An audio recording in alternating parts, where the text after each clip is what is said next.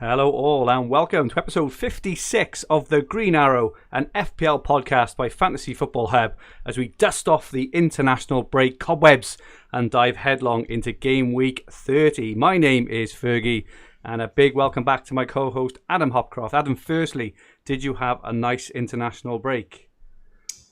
Yeah, it's been good actually. I've taken a little bit of a FPL break, football break, and I've enjoyed it. I feel refreshed and ready to go for the end of the season. What about yourself? Yeah, same. I had a bit of a just a bit of a bit of a break. I haven't really watched much of the internationals, to be honest. Being Welsh is not that much to look forward to. So we just enjoyed the break. Had a week off last week. I'm back now. But more importantly, what colour was your arrow, Adam, in game week 29? It was a very healthy green arrow. So I bought in Trossard and Lingard for two free transfers, paid off handsomely. That's very, very pleased. Didn't take any hits. It was I think I had 9 players. Was it 9 players playing overall? So yeah, fairly happy.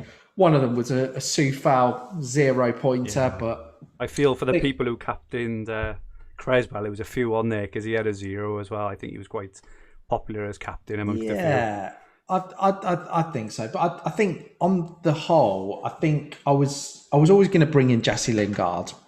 So I was pleased that came in. I mean, I won't say slightly fortunate, but it was an absolute worldie for the first goal, and he got the assist pretty quickly after. But I think with Trossard, it was just there was one fixture where there was a bit of a mismatch, in my opinion. Yeah. And it was just whether Brighton could take their chances. And Newcastle was so bad. They gave up. I think when it was 2-0, the game was out. It was just dead and buried. I think I went Trossard because midfield was the weak area of my team. So yeah, all in all, fairly happy. I don't think really the game week could have gone any better. Rank halver, wasn't it? I think you went from 280 to 140. So a hell of a game week. Well done. Yeah, I think I was the two other players that I considered instead of Trossard was Aubameyang and Bale, and I ruled out Bale purely because I didn't trust him. I think if he'd clearly fallen a little bit out of favour after the North London derby. And yeah, I think after playing after he played about 60 minutes, didn't he, on the Thursday? I thought he's potentially not going to start, or he will get limited minutes. So I ruled out Bale, and then with Aubameyang, it was purely because he started on the Thursday, played 90 minutes. I think if I'd have needed a striker, I would have seriously considered Lacazette for that reason. But it made me think he's either going to play wide or he's not going to start. So it put me off Aubameyang as well. So by default, really, Trossard was clearly the best option for me to bring in. I think you had him as well, didn't you? So you did. Yeah, you had the rub of the green, which is nice there because you haven't had much luck over the last couple of months of you. So yeah, you bought double Brighton in, didn't you, as well? I did. I was really, really happy. So I took a -4, and I took out Salah for Trossard. I took out. Oh, what did I take out for Kane? I took out one of my strikers, Calvert-Lewin, for Kane. And I took out Cancelo for Dunk. So I had 54 -4, which was enough for a big green. Only 8 players playing, but Martinez, only one, obviously. Dallas had 2. FPL Heaney in the chat said he captained Dallas. It was a brave call there, FPL Heaney. Dunk obviously had the 6. We even talked about captaining Dunk, didn't we? He was my vice. Trossard 14, Rafinha 8, Kane captain for 14, Antonio 7. He should have had a lot more, Antonio, I think, actually. Yeah, he should have done. And Watkins 2. So I think we kind of left the last podcast saying this was, a bit of we were expecting a bit of damage limitation, really, but actually we've both had a pretty decent week inadvertently. So it set us up really, really nicely, obviously, going into this game week and wildcarding into 31. So yeah, all good stuff.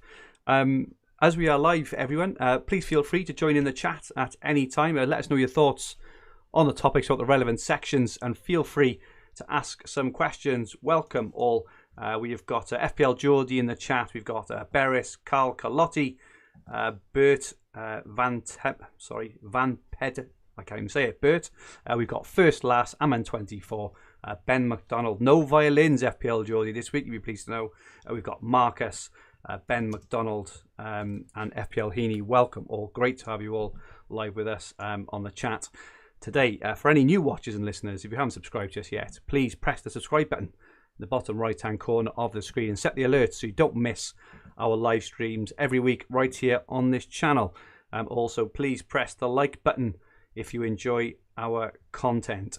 So this evening, we're going to do a bit of a different pod to normal. We're going to do a bit more of a strategic podcast and talk about FOMO. You know, it's been a big topic this week, you know, in the whole of the FPL community. So we're going to add our views into it. I think it's something we're both quite passionate about. And as I was writing some notes earlier, I was furiously kind of tapping away at the keyboard about it all. So I'm quite excited to have a chat with Adam about that. For those who don't know, actually, a few of the older guys on Twitter who follow me asked what FOMO was. If you don't know, it's a fear of missing out, and how it affects FPL decisions. We're also going to talk a bit of running strategy.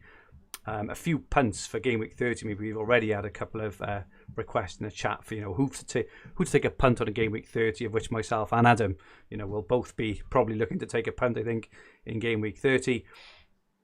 We will reveal our current Game Week 30 teams and plans. We'll look at the best captaincy options, give the competition results from Game Week 29, and look to give away another prize this week, before finally taking a look at the top of the Green Arrow Podcast Mini League. Beres is asking, what is FOMO? It is the fear of missing out, which is obviously, you know, something FPL which is quite prevalent at the moment. And no, it's not the swear word. Oh, FPL Heaney, very clever. He says, is it FOMO or is it foam EO? I like that, FPL Heaney. Very, very good. So let's get into it. We've had a few questions off Twitter, you know, which may help kind of kick off the conversation. So FPL Fozzy, do we plan too much for the doubles in fear of missing out when single game week players can score as well or better? Really good question, FPL Fozzy. FPL Theory Steve, do you think we get FOMO in particular with FPL chips? Example being holding on to wildcards and bench boost too long. He says he's guilty himself. FPL Roberto possibly fits in with the FOMO topic, but do you think the community prioritises double game weeks too much? I feel like it's easy to miss out on points in the weeks before or after. I've got a few stats on that. Nothing kind of black box-esque. Mark's in a league of his own there in terms of stats, but you know, we certainly got our own views and stats. I feel like it's easy to miss out on points in the weeks before and after. Let's face it, double game weeks are often a letdown anyway. And FPL St. Clair, if rank history was hidden or even not recorded beyond one season, would it make you play the game differently? Some really, really great questions there. Thank you so much for that, guys. Adam, do you want to just kind of kick us off, really, I suppose, with your thoughts on FOMO? Begin? Exactly. I've got a list of notes this long. Yeah. Okay. I think there's quite a few things to go here, and I've had probably about a month to reflect on this, because I haven't been that active on Twitter. I've been checking it maybe every 2 or 3 days, but literally just, you know, a 5-minute scan, no more than that. And I feel because of that, it's helped me clarify my thoughts. I haven't had everybody else's thoughts going round my head, etc. One thing that I genuinely feel impacts me, it's very easy to say play your own game. It's very easy to say that. But in terms of the human nature element, I think one of the things that really impacts me is seeing other people's teams and having them thrown in my face.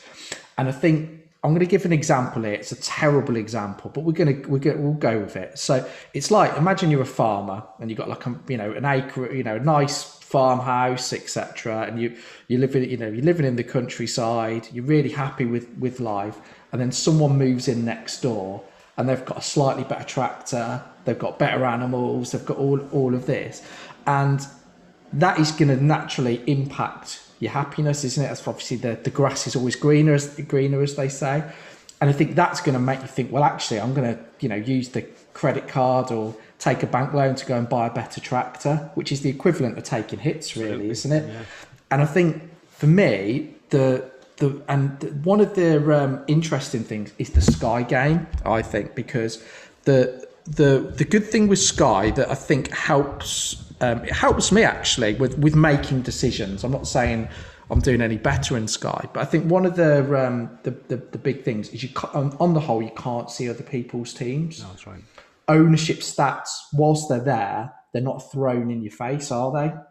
You've got to go and look for them, haven't you, if you want to see them? Yeah, exactly. And I don't think I can hand on heart say that this season anyway, I haven't even looked at ownership for Sky. I might have have had the odd glance. Actually, with Dan posts some great stats, doesn't he? Might have seen the odd tweet, but I think so. I don't ever play Sky with FOMO. It's really interesting, and I think for me, FPL I do play with FOMO, and it's something I want. It's something I didn't play. I never really even thought about FOMO until I was on Twitter, and that's been. So it really had. I think it's really impacted me when you see a lot of the other top managers, a lot of the top managers, what they're posting, what their team's at. It really brings, that's what I could have. Their team looks better than mine. I'll take the extra -4, and I think it makes you. I think FOMO often leads to the suboptimal outcome for your team.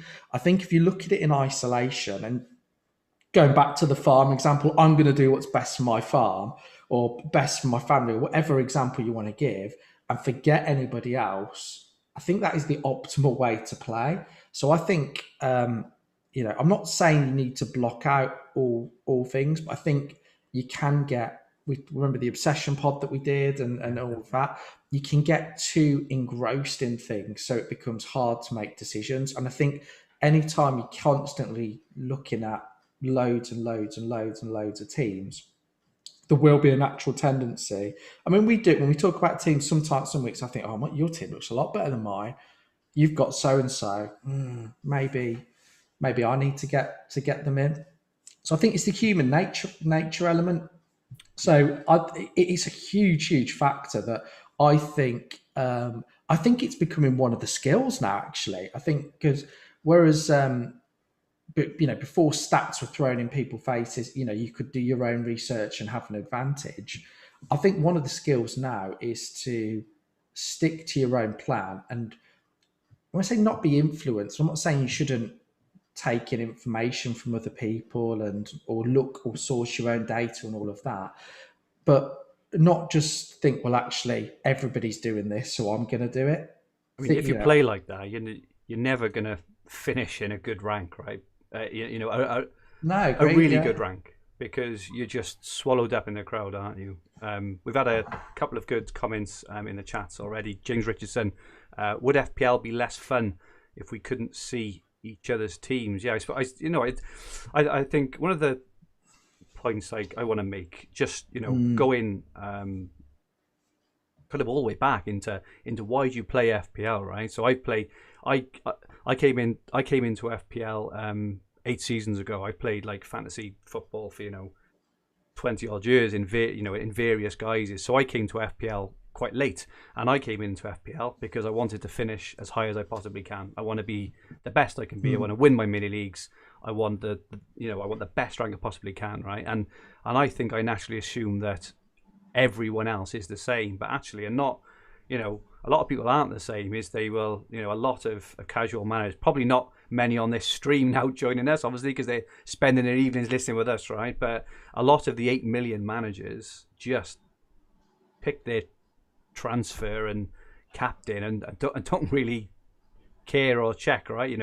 If they remember, sort of thing, right? So I think in terms of goals and things, in terms of what you want to do, if you're trying to win FPL, you would probably play a bit differently to if you were trying to win your mini league, if you were trying to get a top 10k ranked, if you're trying to get a personal best, if you're having a bit of fun as well. And I think it's important. And just James's kind of question there: would FPL be less fun if you can see each other's teams, it probably would be. I think it'd be a lot more competitive, I think. But I also don't think there would be as much as a community as there is, because we can't see each other's teams. I'm in the Sky one where you can't see each other's teams, and the community is much, much smaller. So I just think it's worth kind of pointing that.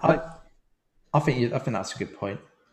And just in terms of the context, right? So a lot of the conversation this week around this has been borne out because we've come off the back, in my opinion, of a very strange game week, right? Where all the punts hit. Now, how often? And I say punts, and I mean this with the greatest of respect, right? I picked, I was here with Trossard, right? I didn't expect Trossard to get 14 points. I was hopeful, and I mean hopeful, of potentially an attack in return, right? Lingard maybe the same, and a few others as well. Veltman, 12-pointer, all this kind of stuff, right? It was mad. Bamford, 11-pointer, like lots of the highly owned players this week, or lots of the people brought in specifically for this week, paid off. But I think we got short memories, because if we go back to double game week 26, when we were all in the doldrums, because all that planning, all that effort, all those, no one's going to really anything, did they? It was it was very, very average, and I think that a lot of it has come off the back of that as well. And I just think we need to remember, the top 10k average for game week 29, which only had 4 fixtures, was actually higher than a lot of full sets of fixtures this week. So I think it's like take a step back a little bit. Sorry, did you want to say something there? No, I'm agreeing with you. So I think as well, just got some, just some things on general like strategy, I suppose, just to answer the questions around the doubles and stuff. So I think that I've been I think I've been really clear on my thoughts around double game weeks and blank game weeks and chips and things. I just got a couple of I made up a stat actually, but what do you think, Adam? Made up a stat? Well, I haven't made up a stat, but what do you think is a good score for a bench boost? Say, what do I think is a good score for a reasonable score? I think 20. Okay. 16 you'd expect if they're doubling, so 20 I'd say. And what about free hit? In terms of what you would get above... In terms of profit, yeah. Yeah, I would say, again, 20, 25 points. Okay, and what about a triple captain? I would say 12 points. Okay, so if we say 20, 30 and 12, right, roughly. So that's 62 points. And bear in mind, a lot of people take hits to get themselves into position to bench boost and a triple captain stuff as well, right? So that's 62 points. If we look at the current top 10k kind of score, so on the threshold at the moment of the top 10k, the kind of average score is roughly about 1,935, and if you add another third,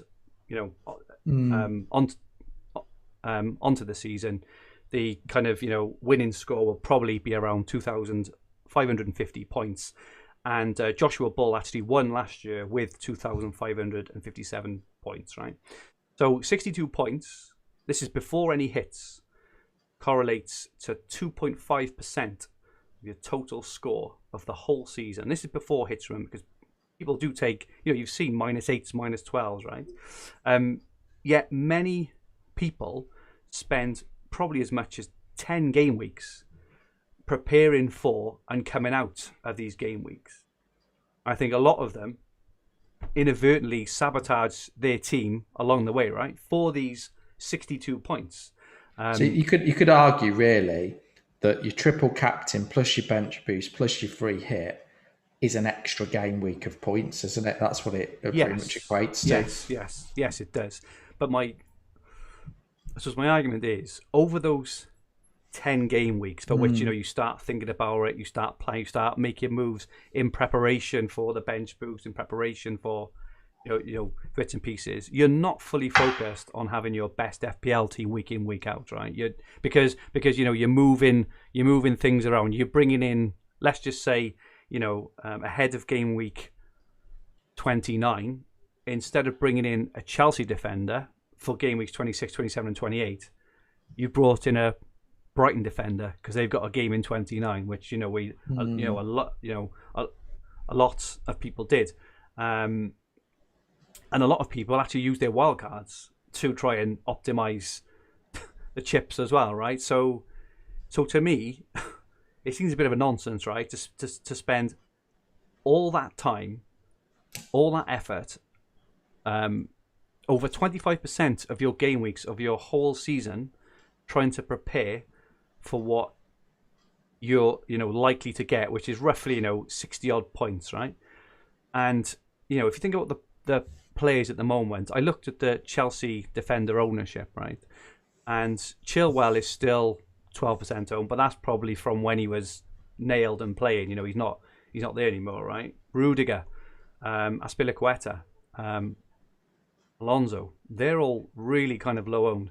And I honestly think that if you'd have jumped on these really good players earlier on, instead of focusing on this bloody blank game week 29 and the doubles and for everything else as well, if you'd have just played the game weeks out, I honestly think we would have ended up now with a higher overall rank than after we just tried to manipulate the game weeks to optimize these 62 points. I believe we are conditioned, right, to believe that using chips in blank game weeks and double game weeks will win or lose you FPL, and it's not the case. And you've only got to look at the winners, right? Look at Joshua last year. He just did a very, very average, a very average sort of use of his chips. And if you look year on year, not one FPL winner has ever said it was the chips that did it for me. It was the chips that gave me that 100-point boost, or or this, that, and the other. Now, I'm not saying the chips are a waste of time at all, because I don't think they are a waste of time. But what I'm saying is to answer all the questions we've got on screen here now, I think they're massively, massively overrated. And I think I used this example last week or the week before. I'm 50k now. I'll use my team as an example, right? But I'm 50k now. I was 55 last week. I was 60 the week before. I was 30 the week before. So I've just hovered around, right? I haven't tried to kind of optimize my chips, and by doing that, I managed to save my wild card. See people who are genuinely chuffed over the moon because they've gone up from like 1 million to 700,000. Sunglasses emoji. I've smashed blank game week 29, and it's like, well done. You don't get a trophy for that. You don't get anything for that. You've just increased your rank, which was a poor rank, to a slightly less poor rank. I know this sounds... I feel like speaking to me. No, I'm not. I'm not at all. I know it sounds kind of... I'm joking, yeah. I know it sounds kind of brutal, but it's like... No, you're right. It's what the game's about. And I think for me, because I've come from different games, which are not... your definition of success is not defined by your game week score. It doesn't matter. Each individual game week score, whether you move up or down slightly, as long as you've got a general trend, a general upward trend across a period of weeks, then that for me is what is where you want to be. Well, Mark on Black Box, and I think the most recent episode I thought was fantastic, and I really enjoyed a lot of the stats that he brought in there. But he was talking about whoever's number one in the world. I think their average game week ranks just over 1 million each game week, which says it all, doesn't it? Really, you don't need to be spectacular, and then, like you said, putting all your eggs in basket for that one game week, which we do.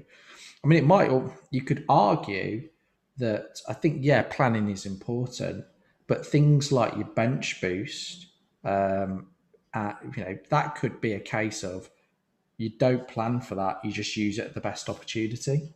I think that there could be an argument for that, rather than all of that, because like you said, in a lot of cases, particularly with doubles, you're taking hits which probably negate at least one of the games for a lot of the players. So whereas you might as well just leave it, and at some point you're going to have 15 players you want to play, and just take the opportunity. So I think some of what you're saying is right. We naturally get excited, don't we, about a double game week? So it's. I just think it's just part of the journey, though, right? So it's part of the journey to where you're going to get to at the end of game week 38. And again, Mark on Black Box, and I said this again a couple of weeks ago. I think it's about choosing your battles and reacting to Agreed. circumstances and Yeah, taking agreed. calculated risks at the time when you can see it, rather than deliberately going against the polls. Because people who deliberately go against the polls to be different think they're being like objective, but actually by going against the polls, you're actually also not being objective. And everything in life, right, is about choosing your battles. And every consistent, successful FPL manager, every consistent one I'm talking about, I'm not talking about the people who have one incredible, amazing rank and then one really awful rank. I'm talking about people like yourself, Adam. So for the for those who don't know in the chat, Adam's had 6 top 10k finishes. I'm talking about people like Matthew Jones, Rich Clark, Mark Southerns, Stephen Harrap, Fabio Borges, right? If you look at how all these managers manage their teams, they don't go around picking row captains every week. They don't go around taking punts every single week. They differentiate themselves by playing it simple and then making aggressive moves at the right times and always thinking ahead. But it's choosing your battles. And a real life analogy, right? I was thinking about it, and it's so bloody obvious. Like, if you were to go down this whole route of just attack, stuff it, just attack, just go for it, go against the grain, right? Look at footballers, look at football matches, right? Look at managers who bring on a defender with 5 minutes to go because they're 1-0 up. Now, what are they doing there? They're reacting to the circumstances of a game, and they're happy with what they've got. If you bring on a striker, you're making an aggressive move because the situation at that time causes for an aggressive move. If you're 4-0 up and you take off your best players and rest them, why are they doing that? Because the situation calls for it. You take the ball into the corner with a couple of minutes left because you're 1-0 up and you're wasting time. If you play out a 0-0, if you think that awful Man City and Man United game in December when Pep was just completely happy with a 0-0, now he could have said to his boys, right boys, let's go out and try and beat them 9 or 10-0. He's happy with a 0-0. He knows in the grand scheme of things, they're all reacting to a situation with a long-term goal in mind. Some are defensive and some are aggressive. And captaining Kane, for example, this week now in 29, as everyone will likely do in 32, for me, it's just the right move because they are the best captain pick. And even if you don't think they're the best captain pick for 29, and you're covering your rank like I did, I'm fine with that. I got a green arrow, so I just don't understand that people who are kind of having a go and saying you should be doing this, you should be doing that. Just I think play the that's game. Not fun of it. Yeah, play your own game, have your own strategy. I think people play very different, and it's fine to be different. It's fine if you want to. If ownership is part of your strategy, absolutely fine. Some people, I've seen some very good managers take ownership and work. Use it. Absolutely fine. If I think taking calculated risk, I agree with you. I think that's the balance. You need balance, don't you? And I think calculated risks is probably the optimum strategy because you're not going to get a risky captain isn't going to haul every week. So you just need to pick your battles. I think it's probably the key one. I think for me, there's when I was thinking about this, there's 2 managers that I think have got contrasting styles in terms of I wouldn't say, I don't know if this is necessarily FOMO, but in terms of how they play the game. Yeah. And I think they're both called Mark, and they're both 2 of the greatest managers, and the 2 that I really enjoy listening to. So we've obviously got Mark from Mark Southerns and FPL General, and they've both got, what's really interesting is they're both examples of one that absorbs themselves. So Mark Southerns absorbs himself in absolutely everything. He knows every single piece of data. He listens to loads of podcasts. But he seems very good at contextualizing everything. Absolutely. So he gets it, and I don't know I used to love reading his pre-match preamble many years ago. But it was you feel that he's sort of, it's almost like calculated, and he's analysing every single and weighting every single piece of data. And I think he thrives off it. And I think there will be people like that.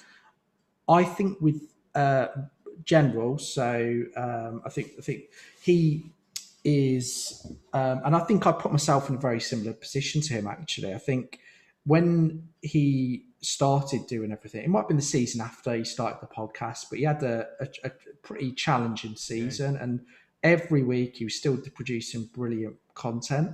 But he then took a step away. And I wouldn't say taking a step away from Twitter, but he's not. I think by his own admission, he messaged me and sent me an app which limits your time on Twitter, and I think he's taken a step back, and I think he's openly said he only listens to a couple of pods, or he'll do his own stuff first so he can get his own thoughts and need to get his own mindset. And I just think they're two different approaches, and I think you just need to find what works for you. I found out of the two, I think that General's approach works better for me. I've found the last month being a little bit away from Twitter and being more selective with what I read, what I listen to, thinking about my own thoughts and all of that. I found it's helped me a lot.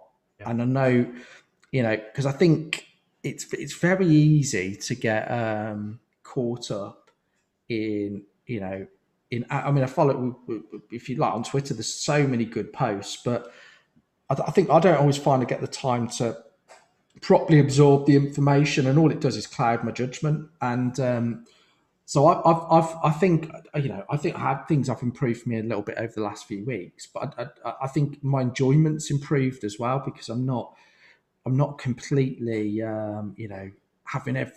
seeing absolutely everything everybody else is doing. I think for me, one of the most dangerous things is constantly seeing everybody else's teams. Now, some people can cope with that and cope with it really well. I don't, and I think it makes me think, oh, so and so's doing that, and it sort of just clouds my judgment. And I think the reality is, I don't even need to put myself in that situation. And I think so. For me, I'm not saying this should be for everybody. It's about having the balance, but I think I'm better when I don't worry about anybody else's team. I might look at a couple, but I think there's been times this season where I've looked at probably about 50 to 60 different teams, and I think it's clouded my judgment before the deadline. Yeah. And I think when I wild card, I'm not gonna look at a single wild card draft of anybody else's, and if it comes up the same, if it comes up as the Twitter template, I'm just missed the template in that case. We'll do an exclusive next week, Adam, because I'll do the same, because we're both wild carding, and we won't show each other's our teams, and we can reveal an exclusive reveal next week of both our wild card, because I've done the same, and I've got I haven't exactly kind of put my entire team out, but I've got a very, very rough idea of kind of what I want in it, already. So yeah, we'll do the exclusive. But I think that's absolutely the best way to be. And I was on a Planet FPL pod this afternoon, and we were talking about managing different games and stuff, and we were talking about cutting the noise down, the trusted sources, who you think who you think can support you in reaching a decision.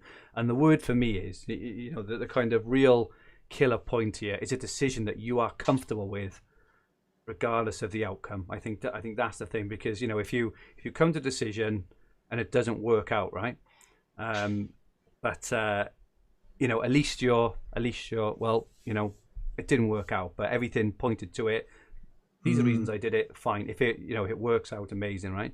But I think to get to that point, and there's actually a term, I found it earlier because I was googling FOMO stuff, and there's a term called JOMO actually. And go on, what's JOMO? Well, JOMO was brilliant. I'm going to see if I can find it now, but it's something. Where's it gone? So JOMO is a feeling of contentment with one's own pursuits and activities, without worrying over the possibility of missing out on what others may be doing. And I'd like to think like I'm I'm pretty much like that. I really don't care how anyone else does. Like I'll look at my rank, and if I go down from 50k to 70k, well, I'm gutted obviously, and I like blah blah blah. But there's the tool and stuff kind of out there now that people track during matches and stuff, and that's not good for your health. Like that's not good for your health to track your overall rank while games are being played. I think. To be fair, I've done that. Oh, I think it's absolute madness. Like I've done it. Yeah, drive you mad. Well, it does. It does. I think there was I had burnout with football this year, and I'm sort of pleased I've had it because now it's enabled me to get to the position where I can take a step back and just accept what happens. And it's, do you know what? Sometimes it is a little bit more fun, and I would say nostalgic in the sense that if you don't check your overall rank in the game week, or you don't check everything, or even if you miss a couple of matches and do the match of the day challenge or check the scores at the end of the day, it is. I think it's nostalgic checking your rank at the end of the game week. It's like what it was, isn't it? Really, I remember, I don't know how many years ago, but you'd log in on the Sunday night or Monday morning. Yeah, it was. And it was just like the excitement to see have you gone up, gone down. Whereas I think it takes it away. Constant live. What you do, what you said is spot on. You're constantly putting yourself under stress and pressure. Right. So what's 10 games? Right. I need this to happen. I need this to happen. And because the games are so spread out at the moment, it's just mental. It's just too difficult to. I found it too difficult to deal with mentally. But the thing is, as well, if you think about your 11 players. Yeah. How often do even 4 or 5 of them actually get the return you want? It's like it doesn't happen every week. Exactly. So if you're watching every game, looking at your rank, the odds are your player is probably not going to score a goal. They're not going to keep a clean sheet, and all it does, it just gets you down. I think it's mad. So I just think I think we're on the same page in terms of take the information that you feel is valuable, right? And hopefully everyone kind of watching this and listening to this, hopefully we add a bit of value, in terms of, looking at the way we approach the game, looking at the players, kind of looking at, a strategy and things, but just reduce it down instead of looking at every single post, right? Because every, especially with all the data around, right? Data is brilliant, right? If you use it right, but too much data, especially data which is manipulated to get an outcome to suit someone's narrative. Again, you see, in the last 7 game weeks, it's like in the last 7, why haven't you put the last 6 or the last 8?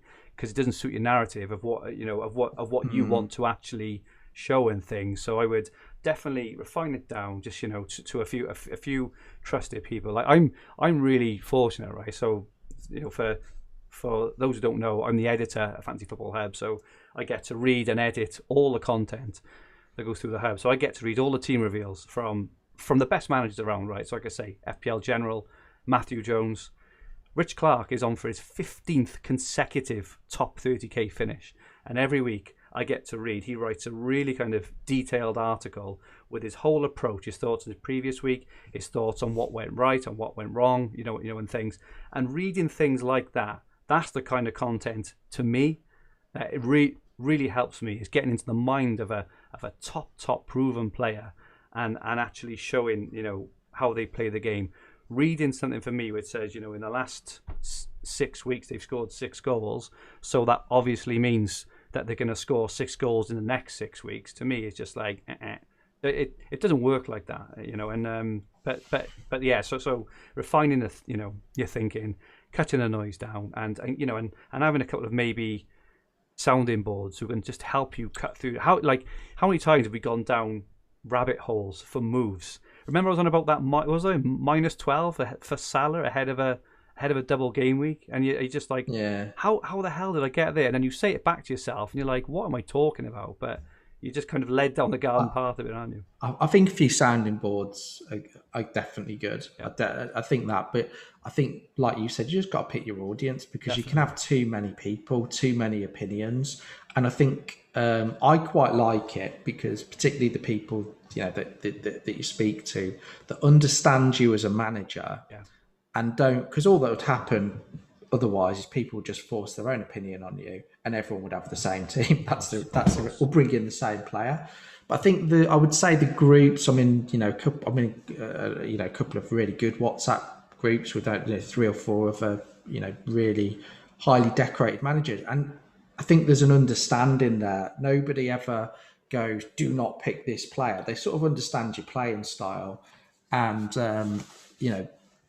if they think there is an obvious one to go for, they'll say. But I think understanding, you want to have a good understanding with people. I think, or trusting that if you are going to be doing something absolutely incredibly stupid, that people say, "Hang on, take a step back. That's minus 12 to take out Salah. What are you thinking about?" Yeah. But yeah, I think it's just having balance. I find it, and I think as you've said there, I find it better with having less.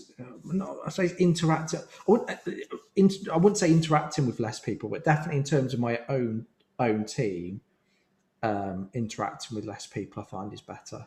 Yeah, just a really good example actually of what of what you're talking about there. I think you messaged me a few weeks ago and said, "Oh, look, I'm thinking of doing X to Y, right?" And regardless of what I think of the move, I think all I did was say, "Okay, yeah, just a thing. Have you thought about this?" And that's it, and that's the conversation, right? It's not I wouldn't go him. I'd go for him because he's a better player. Because I know you're bloody good enough, experienced enough to make a decision which player you want. It was just a thing of he I don't know, I can't remember.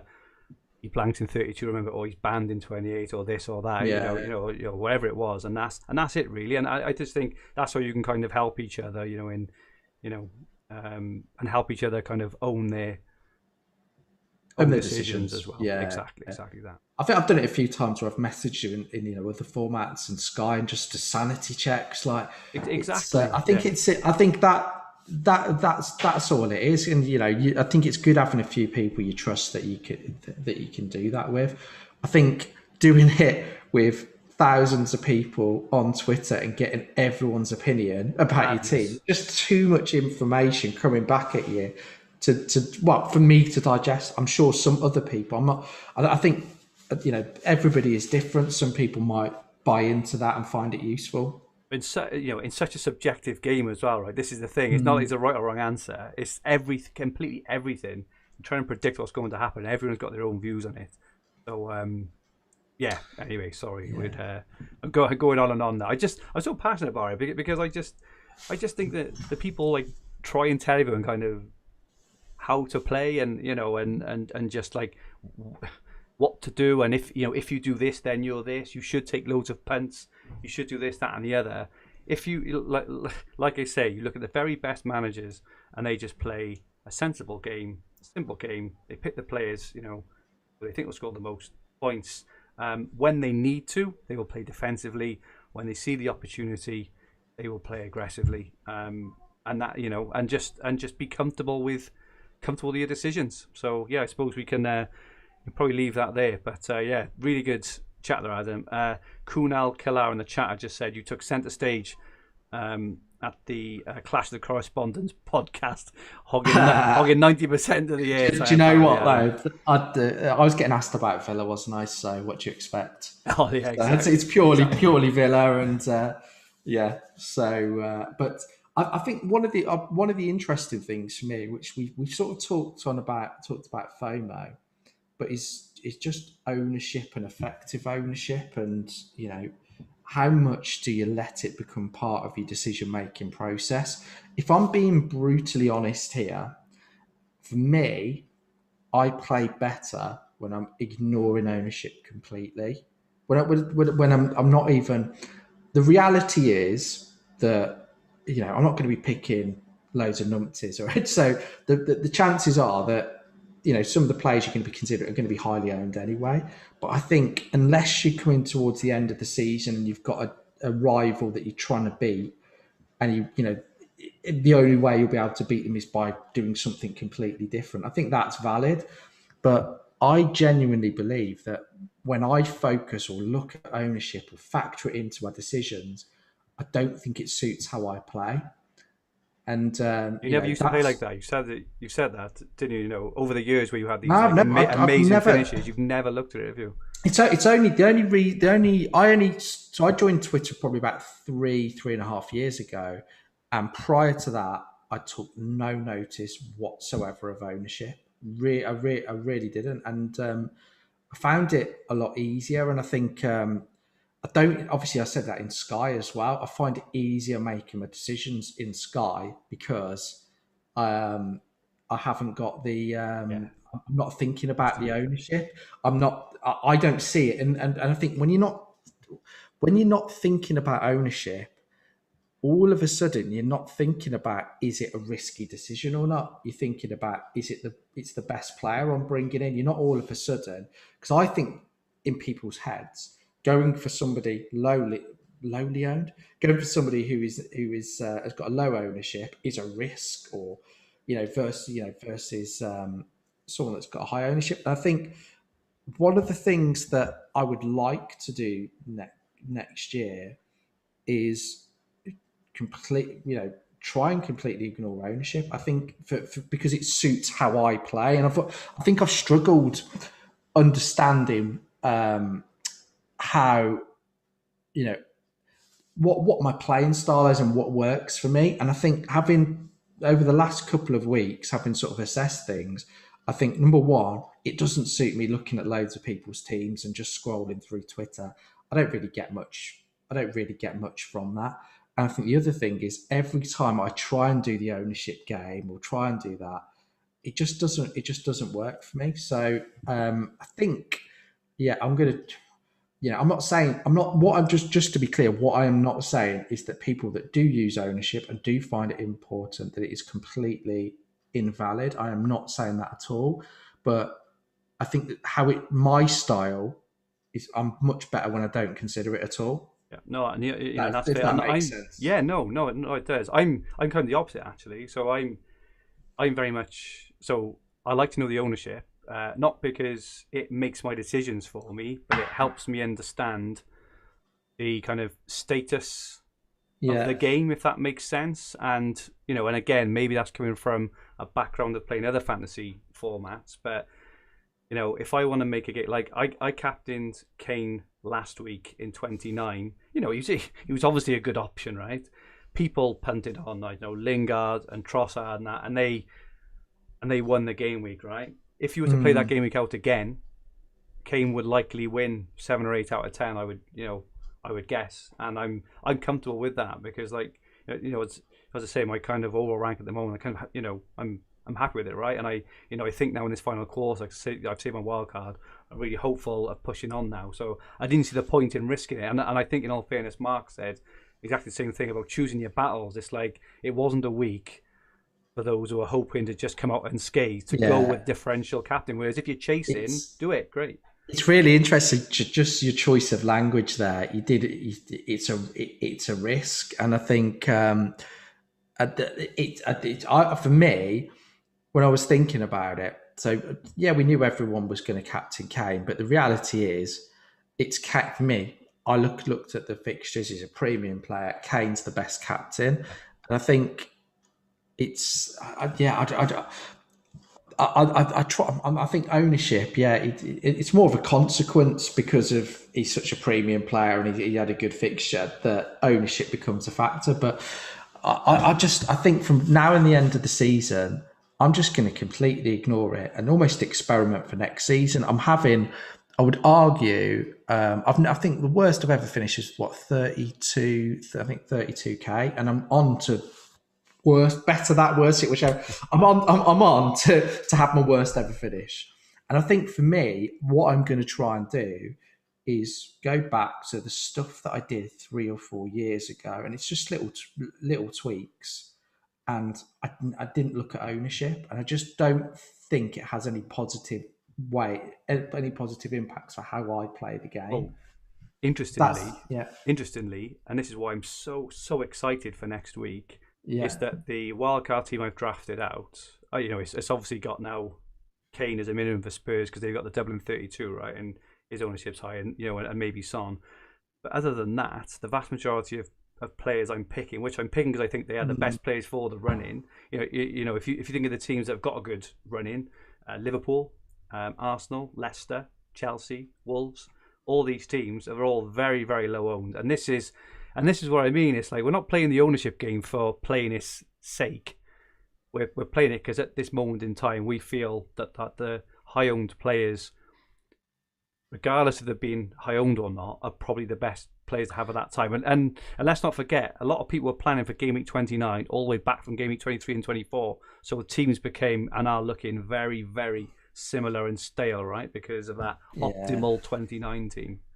I think you'll see a lot of teams in the top 10k or even the top 100k activate their wild card for 31, and I think what will probably happen is whether you want to call it a new template will form, but I think there'll be a big shift towards those teams, so the ownership will pick up. I think there will those players. I also think it's going to be quite a spread of players. Who would you pick out of? If you were to ask now, right?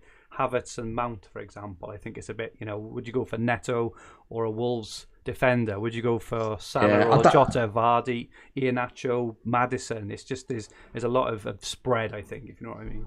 Yeah, I think there's a lot of good options. I'd absolutely agree with that. There's a lot of good options, which could, like you said, it could, rather than having a lot of players at 50-60% owned, they could be 20, exactly. 4 or 5 players at 15. Yeah, I think that's a good point.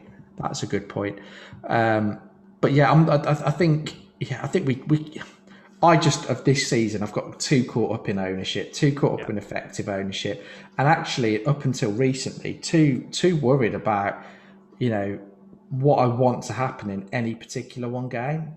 It just ruins it. I think it ruins and intensifies the FPL experience.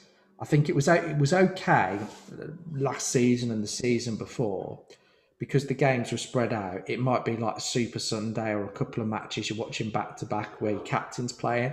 That's perfect. That's fine. But when you're like watching 9 or 10 matches a week, thinking, I haven't got any players playing in this, but I need Leicester to exactly. Oh, it's the worst.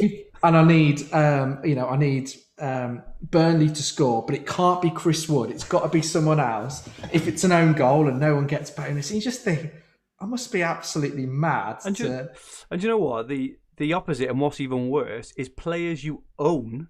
You don't want them to do well because they've got high effective. That's the worst. You have Bruno. You've got Bruno, and they win a penalty, and because you haven't captained him, but his effective ownership is over 100%, you almost want him to miss, and you've picked him. Where's the fun in that? Yeah, agreed. What would be really interesting is if I could go back in a time machine and see if there were situations like this before, where there was quite a popular player but who you didn't captain, and because you didn't know it about effective ownership, exactly, you're probably there. You didn't care. Yeah, exactly. Going down, going, yes, he's got a hat trick. I own him, and but you know what? What's more fun? No, exactly, exactly. Yeah. And this is the whole thing with ownership is because we play it for fun, and I think, like, whilst I'm saying everything is bad, because I'm a big believer, there are so many different ways to play the game, whether you take loads of hits, whether you take no hits. I don't think there is a right way. You see the Meet the Manager videos with Joe, and everybody has got a fairly different style, and I think that's fine. And I don't think we should be criticising other people. I'm saying ownership doesn't suit me. You're saying you like to know it. There's no issue there. If people think they can use ownership to, if everybody's doing one thing, they want to do something else, well, absolutely got no issue with that as well. Something late riser, does. I think the whole point is we're criticising people for copying each other and being sheep. We had a few farm analogies earlier, so I think a few people mentioned that. But I just think have fun, play your own style.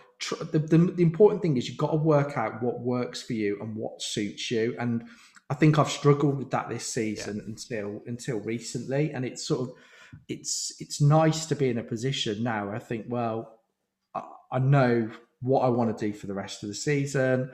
I know how I'm going to approach each of the game weeks. And do you know what? If it doesn't go my way, it's not going to ruin my my afternoon, evening, etc. Exactly. And and I think it helps when you play multiple formats as well, because you can probably relate to this much better than me.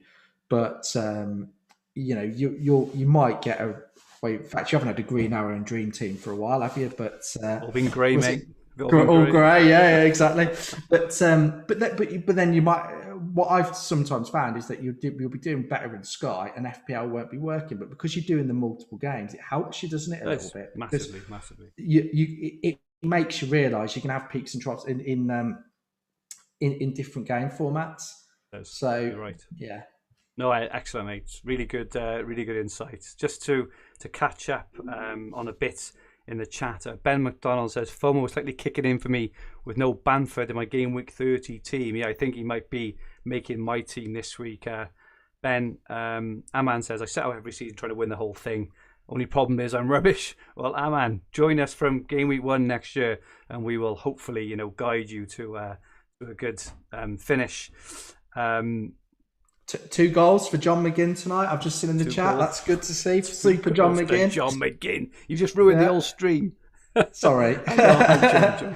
Brian Schofield says, I've quite missed this tsunami of FPL common sense from the two of you. Thank you so much, Brian. I'm not sure how much of it is common sense. Summer says, my chips have all been a disappointment, including the wild card. And Sean says, agree, I'm forever chasing my own arse after a blank or a double. Easy trap to fall into. I love this from Kunal Quilla. I think copying Will's team suits me. Yeah, well, wow, dude, fair play. He's like 1.7k or something. Will. So Nick says, Ferg, you need to get help more. I love the chat though. Adam is king of FPL advice. Good stuff there. And then a couple of ribbers there. Tommy Tom says your game week score doesn't matter. Says the host of a podcast called The Green Arrow. I can't really argue that with it, Tom. Yeah, that is a good point. maybe we should change the name to Trending Green Arrow, maybe, or something along those lines. And then NW1 all says the same thing. I thought this was called The Green Arrow, which focuses on rank. So much more in the chat. Thank you so much for I think comments. They are valid on that, and that the Green Arrow thing is just a little bit of fun. But I think we're both big advocates of looking at your team and strategy over a month or a longer period. And I think a good thing to do if people don't do this and they think want motivation, they're not happy with their rank, but look at the do your mini league and just do it for the month score. I think it's always a really good thing to do. Massively, and it's improved my enjoyment when it's not going as well, but I'm having maybe a good moment and want to build momentum. So you can just set new targets that way. I think that's always a good thing to do. Cool, excellent stuff, mate. Really good chat there. Okay, so moving on now. Let's have a look at some questions around strategies for the running. So. Next week, we are going to talk in depth around specific teams and specific players. So we're not going to go so much now, into the best players teams. We're going to do that. We're going to nail that next week. We're both wildcarding next week, so we're going to go absolutely nuts deep into everything. Potentially, it's not a 100%. Well, it is for me. And if you're not, I'll be having words because it's the right time to wildcard. Anyway, so I've got the fixture ticker now, up on screen from Fantasy Football Hub to .co.uk from game week 30 to game week 38. Obviously Spurs rise to the top now that their double has been confirmed, and Spurs' next few games. So obviously they've got Newcastle this week, Man United in 31 home, which isn't the easiest. Then they've got the double in 32, blank in 33. Then they've got Sheffield United and Leeds, two very, very obliging defences, 34 and 35. So they are top. Arsenal's running after Liverpool this weekend is absolutely superb. Sheffield United, Fulham, Everton, Newcastle, West Brom, Chelsea, Palace and Brighton, Liverpool. And I'll do an exclusive now. I am going triple Liverpool on my wild card next week, including Salah. So I'll just get 99% including Salah. Definitely triple Liverpool, but we'll see there. Wolves next 6 games absolutely crazy. Does it not next 6 concern you with Liverpool for the? I think they've got great fixtures, but in terms of the triple with the Champions League, does that not concern you at all? No, because I think earlier, right? We talked about times choosing your battles, right? Wild carding for me. Looking at those 2 Liverpool fixtures, they got Leeds in 32 and Newcastle in 33. They're probably the 2 best offensive fixtures you could hope for, right? And people like Salah, Jota, Mane, even Trent. All these players are very low owned at the moment, and this for me is an opportunity to jump on quickly, because I'll tell you what will happen, right? If, let's just say, Salah gets a goal and assist against Leeds, right? He is absolutely nailed on captain the week after against Newcastle. Whereas, we mention often, don't we, about, like staying ahead of the curve, right? So if he does that, you've already got Salah, you've got him in place already, you're laughing. You've also got potentially Jota and maybe Trent or Robertson or whoever else, right? While everyone else is scrabbling around and taking hits to get in Salah for that game week 33, you can have a nice look around and say, right, what's next? What's the next thing I want to do? Conversely, if Salah doesn't score those points against Leeds, to me it doesn't really matter, because a lot of other people will have Rafinhas and and maybe Mounts and Grealishes and all and all these sorts. So they're very likely to score. But this to me is an opportunity, or this to me is a really good example of where you can be very proactive and take a risk. If you want to call it a risk, but it has the opportunity to absolutely be a bit of a home run. If it pays off purely based on the fixtures, right? The worst fixtures, which they won't be much interested in anyway. So Palace, Fulham, West Brom, Newcastle, and are you in your wild card then? Yeah. Are you gonna definitely have? So you said Salah. Yeah. Are you gonna go for? I assume we'll have Kane. Yes. Yeah. We have Son as well. Probably Son. Yeah. Okay, and you'll have Bruno. Yes, they will be my kind of high owned players. Those are the 4 that you.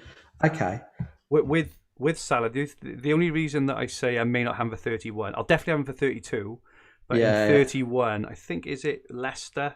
Or someone someone's got a reader. I'm City. Sorry, I've got Leeds as an example. So what I could do, just an example, is wildcard into someone like Jesus or Sterling or someone along those lines, and then hop on Salah the following week. Yeah. But I'm very likely just go to Salah.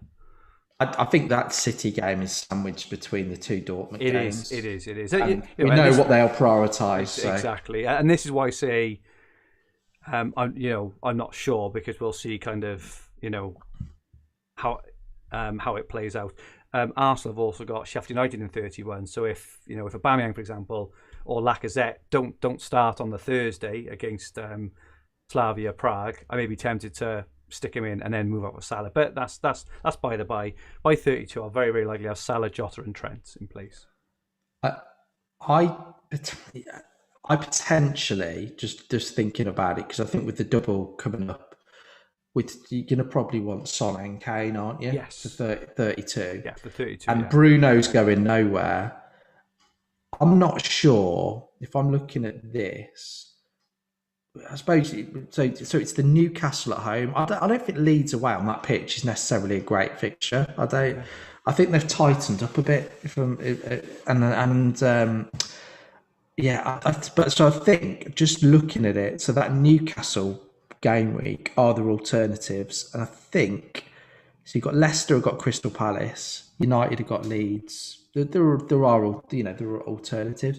I might go without Salah. I'm thinking at the moment. It depends. I've got him at the moment. I've got him in my team for the Arsenal game.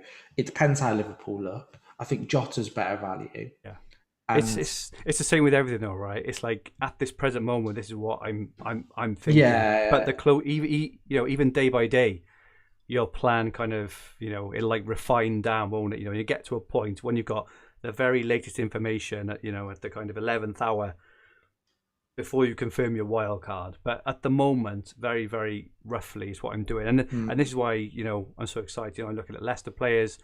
If if Iheanacho keeps his place in the side at 5.7, for example, right? You've got players like Saka, even Smith Rowe, right? So if Arsenal do well, in the Europa, what a fifth mid he could be. A playing fifth mid with the fixtures they've got.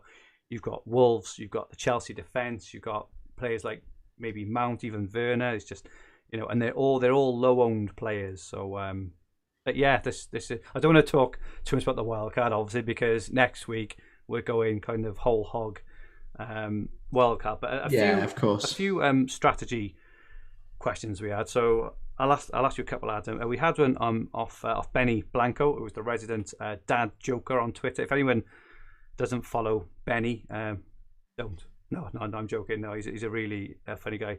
So many content creators are discussing wildcard plans. Can you provide any advice for the sorry pathetic creatures with no chips left like me? I'm at the decent rank 11k, but what can I do to counteract these pesky wildcarders? Cheers, lads. So for those without a wildcard, Adam, if you've got any kind of advice, on maybe how he can maintain his rank, basically, maybe even move up. Well, I think the first thing is probably some of the players that you'll own will become differential by default, won't they? They will. And I don't think that. So I'm sure if he owns them at the moment, it doesn't necessarily, unless he completely loaded up on game week 29 players, it doesn't necessarily mean there'll be bad options going into the future game weeks. I think without seeing Benny's team, I think you've just got to make every transfer count. That's what I would say. I think there's a good core of players that you'll probably want over the coming game weeks. I think the likes of Son. I think if I was building a team around three heavy hitters, it will be Son, Kane, and Bruno, because I think there are value options pretty. And I would probably move out. I'd potentially move out Son after game week 32, and just But I think looking at it, I think Kane and Bruno are just so talismanic. Is that a word? Manic, I think, but yeah. Whatever it is, who cares? We'll go. Yeah, exactly. I just think that for me, they're the two that you could pretty much rotate captain. So I would do a captaincy planner for the rest of the season, and I would then just make every single transfer count. And I don't think it's necessarily. I mean, I think having a wild card is exciting for a lot of people, but what it's probably going to mean is you've talked about some of the teams you've mentioned about that we're going to potentially be considering are Wolves, who have been crap all season or most of the season. They haven't they haven't excited. They can't score. Yet loads of people are considering Neto, who is a class player, but he's not set the world alight from a fantasy perspective this season. He's not a John McGinn, is he? Let's be fair. He's not a John. Well, I didn't want to say that, but I think he's not set the world alight this season from a fantasy perspective. Enough. You're looking at Liverpool; they've been all over the place recently. Yet we're all going to be investing with them because we like the look of their fixtures and we expect things to turn around. But there's no guarantee that it will do. Arsenal. You are systematically destroying my wild card. Do you know that? No, I'm not. I'm trying to. What I'm trying to say is that for those that haven't got a wild card, it's not the end of the world. Arsenal, they've got very, very good fixtures, but can we guarantee who's going to play for them week in, week out? How many games they've got? They've got 9 games left. There's a good chance that if they continue in the Europa League, which is their best chance of Champions League football next season, that players only play 5 or 6 of those games. So it's for me, I don't think there are any guarantees. I think the favourite team that I've got for wildcarding is Leicester, because I think they're very. I think form wise they've been brilliant.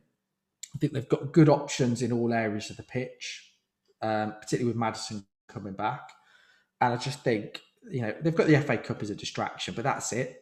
And very, very good fixtures as well. But the reality is, if we're looking at Liverpool and Wolves, there isn't much to get excited about. Chelsea attack, really, if we're being honest, Chelsea have been exceptional defensively, but if we actually, look at the attack, it's not been as consistent. They're still in the Champions League. Is there going to be, look at their squad? There's going to be rotation. So I don't know. I'm a little bit. I think it's exciting to wild card, but I don't see myself going too much away from the team that I have at the moment. I like United, for sticking with them with the wild card because I trust Bruno and Shaw's been excellent. I don't think I could can't argue with that. Yeah, I don't think I could get rid of Luke Shaw in the form that he's in at the moment. And we saw he got a 15-pointer away to Man City, didn't he? So why couldn't he get that at home to Liverpool? And I think so. I think there could end up being a shift. For people like, I'm going to load up on Wolves, and let's face it. I'm a Villa fan, so it's very easy for me to say, but Wolves have been dog shit most of the season. So you are pissing all over my chips, Adam. I can't wait to compare wild cards next week. I'm being a little bit over the top, but what I'm trying to say in terms of Benny's question, everybody is going, yes, well, I'm going to get loads of Wolves players in, loads of Liverpool players in, and getting excited. But he could be the one that just sticks with the players that he's got who have been performing consistently. He must have been doing okay if he's at 11k. Absolutely. So I think. I wouldn't be too concerned personally. I mean, you've got 8 or 9 transfers between now and the end of the season. It's just about making them all count. I agree to a certain extent, although I would say, a big part of this game is obviously trying to predict what's going to happen in the future, right? And I think if I was, if I didn't have my wild card, I think this week I would be bringing in a Chelsea defender. I think next week I would probably look to bring in maybe, a Leicester attacker. And I know that Leicester's fixtures don't really start off to, like 32. But I would advise jump on the players you think you're going to want now ahead of time to stay ahead of the curve. Maybe even bringing in Jota, right? So again, his lovely fixtures don't start till 32 or whenever it is. But I would personally go Chelsea, Leicester, and Liverpool first off. Agreed. I think I kind of move in that direction, and then see you around 32 or 33. Just as you've said, Chelsea, if you look at their next 5 They're fixtures, amazing. They're ridiculous, particularly from a defensive point of view. Agree, yeah. I think doubling up on the Chelsea defence is a very, very strong move to do because you've got West Brom, Palace, Brighton, 3 teams that hate goals. Hate scoring goals anyway. I think the West Ham game might be tough, but then West Ham have shown that sometimes they've given teams too much respect, particularly when they played, United and Liverpool, and then Fulham who can't score. So, and then they've got Man City who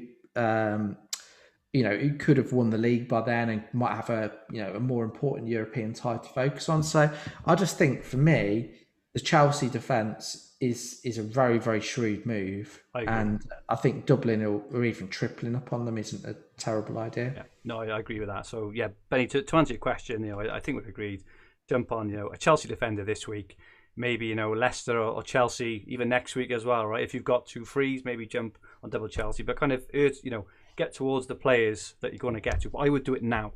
I think this is the difference. Don't wait till they've had their haul. Don't wait till, say you want, like, Alonso is all right, he's maybe not the best example, right? But say you you wanted Iheanacho for game week 32. I wouldn't wait till game week 32. I'd get him in. I'd get him in earlier because then you can always focus your next transfer on staying ahead again. Because if you wait till 32 and he gets his points in 31, everyone will be making the move in 32. You're not getting anything. Anyway, I think Benny's had more than enough of our time with his question. Benny, keep the jokes up. We all love a good dad joke. Exactly. Owen Johnson, I'm at 150k. I've been static between 100k and 200k since Game Week 19 and feel like I've been playing poorly ever since then. For people in a position like me, is it still worth sticking to pretty much the template for the next couple of game weeks? Or is it time to go differential with captains and transfers. What do you think about that, Adam? I'd give the same advice, I think, in terms of...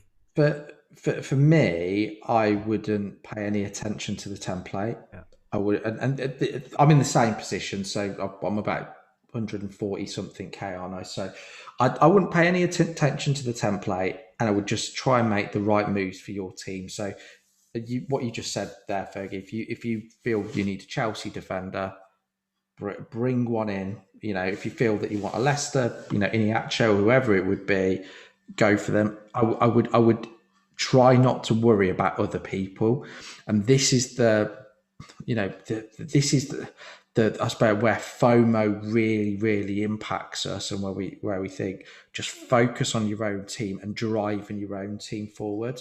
And I wouldn't get too bogged down on ownership personally. You know, if you the reality is if it gets to game week 36 or 37 and you're still in a similar position, take a couple of fun captaincy punts at the end of the season. That's what I would do. I like the template is the template now, right? Because we've all been hoodwinked by 29. We've all been bringing in Villa, Spurs, who else? In Brighton, or all. So everyone's team is very similar. But I think now, if you look forward, all the teams who we're talking about, I mentioned the ownership of Chelsea defenders is ridiculously low. Chelsea midfielders, Leicester players, Jota. There's a lot of really good options who people are eyeing up. But don't wait until everyone's got them before you get them. I would get them in now. That would be my, thing. FPL Notebook John, is the popular Gameweek 31, is the popular Wildcard 31 strategy less obvious now with the Spurs double or blank combination? To fully attack the double, you'd probably have too many Spurs and Man City to bench them in the blank. Wildcard 33 could be more effective now. I know my answer. What's yours, Adam? I'm just going to come to a point just before we go to that. I think Sanjay Patel's put, stop playing my mobile. This is just so I can keep... You're reading the chat, in you? Reading the chat, yeah. I'm not playing a different game and ignoring Fergie. Although, I forgot what was the question. Now you've said that. I'm not ignoring you, but what's the question? Not ignoring you, but... No, it's okay. I was looking at the chat as you were speaking. Okay. Is the popular Wildcard 31 strategy less obvious now with the Spurs double blank combination? To fully attack the double, you'd probably have too many Spurs and Man City to bench them in the blank. Wildcard 33 could be more effective now. Yeah, it could be, actually. I mean, I haven't. This is something I haven't ruled out. I think I'm likely to wildcard in 31, but I do think that there is a possible argument for that. I think for me, what I will do is I will see how this game week pans out in terms of how my 11 perform, if they're looking good, if they're looking in form, etc. And make a decision after that. I always find it helps to see the lineup as well for the following game week. So I think it's a possibility. That said, I think it's easy enough to set up to wildcard in 31, benefit from some of the good fixtures coming up, and then have a plan around Spurs. So what you could do, so I'm just looking at Spurs fixtures right now. So who have they got? So they've got, so you're going to want them up until game week 32.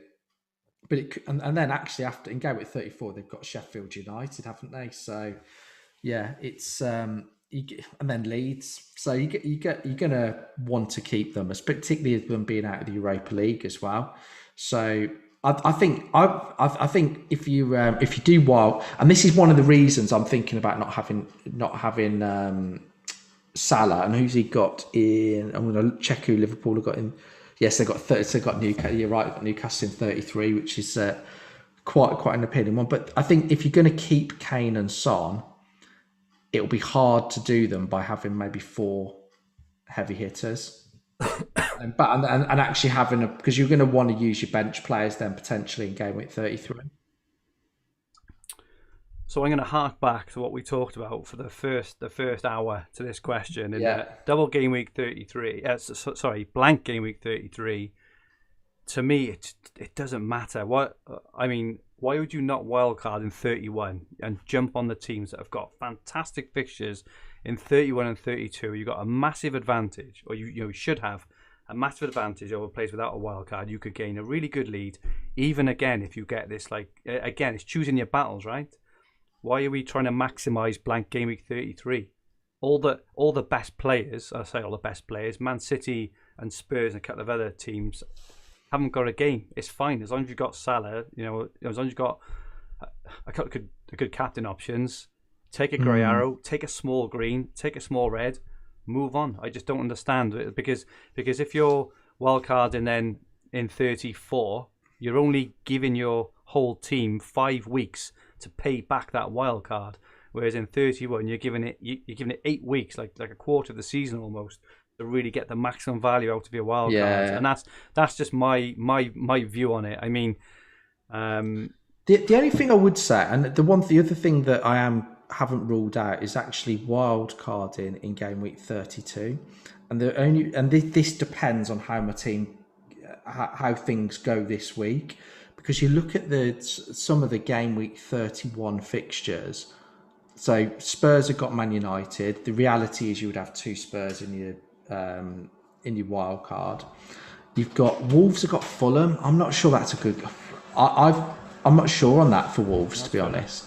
I think Fulham. The more on it is that Fulham will target that as a game to win, and I think that could potentially be a trap. You could have already, with your moves, you could double up on Chelsea defence, so you're not going to be too worried there.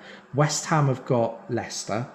I'm not sure that's a great fixture. And the other benefit of potentially waiting a week, just playing devil's advocate, because I'm with you here. It's good stuff. The other reason for potentially waiting a week is Maddison's back, isn't he?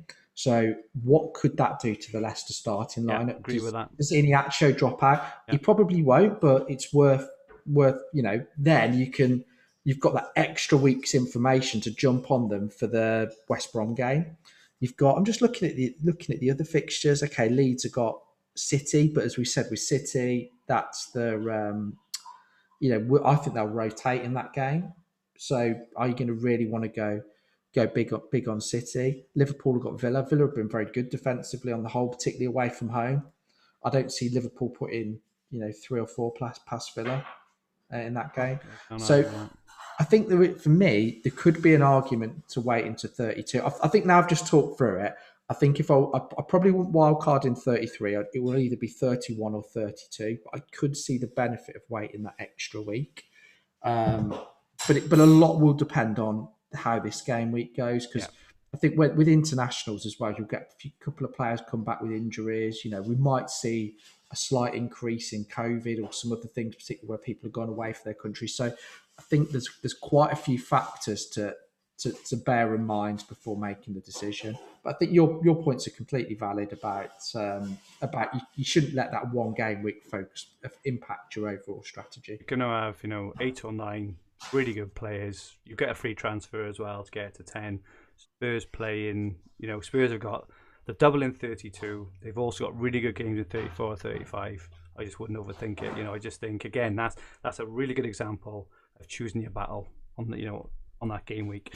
And the final question we had from FPL DJ, how much should I take top teams' Euro games into account? Arsenal, Chelsea, Man City, Liverpool all have great fixtures, but how much will Euro games take out of them and affect rotation for me to steer clear? I want to play a wild card next week. Really, really good point. It's really hard to say. What are your thoughts, Adam? Yeah, put yourself in. So I think it's different for each team. If you put yourself in Pep's shoes, he trusts his squad. I think at the moment, so I think there'll be a lot of the games that they've got coming up. I don't think the Leicester game. I think they'll go fairly strong v Leicester.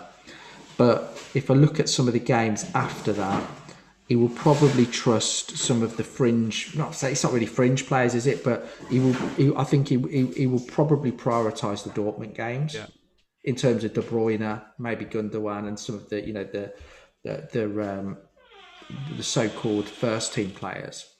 I think then, if we look at Arsenal, I think for me they prioritise Europa League. Yeah. That's the only. If they're not going to I don't think they'll finish in the top 4. I think most people they're too far behind.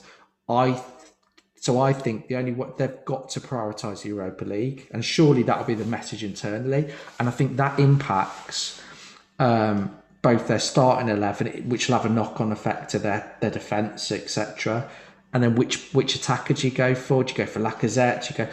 I think there could be an argument for having Lacazette if you've got a strong squad, maybe, because I think he's looked when he's played through the middle, he's done looked well. fairly. Exactly. I think Aubameyang's too much.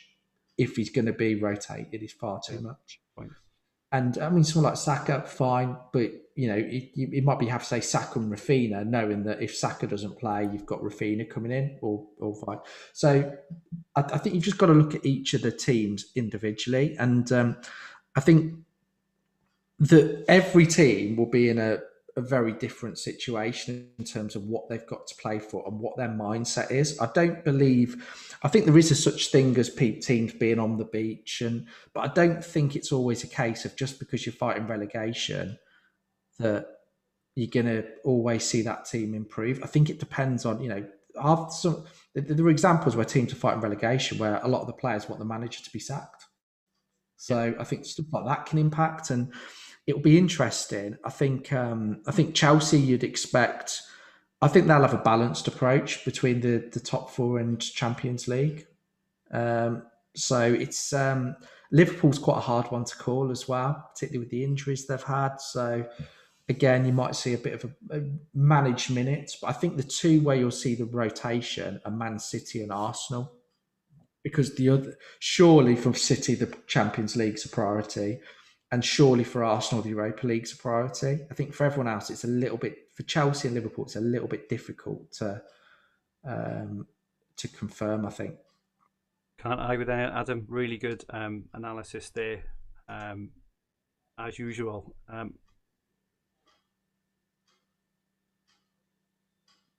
Oh, do you know I haven't got our team? I haven't got our bloody team. Hang on. No, I have got our teams on screen. I don't even know our teams on screen then for a minute. Okay, Adam, I've now got your team on screen. Do you want to run us through your team and your plans for game week? Yeah, I've got Meslier in goal. I've got Cancelo and Diaz and Shaw at the back. Salah, Lingard, Fernandes, Rafinha, and then Watkins, Kane, and Bamford. And then my bench is Martinez, Trossard, Soufal, and Dunk. I've decided I'm starting Meslier. I think actually this is where the clash of the correspondence was quite good for that I did, because I decided at that point I was going to start Meslier over Martinez, because I think the thought process there again is Fulham need to win. Yeah. They're at the stage now, and I think they're more likely to score than a Sheffield United who have got a number of players injured, and with Wilder leaving, they've got very little motivation. So I think I will stick with the Leeds keeper.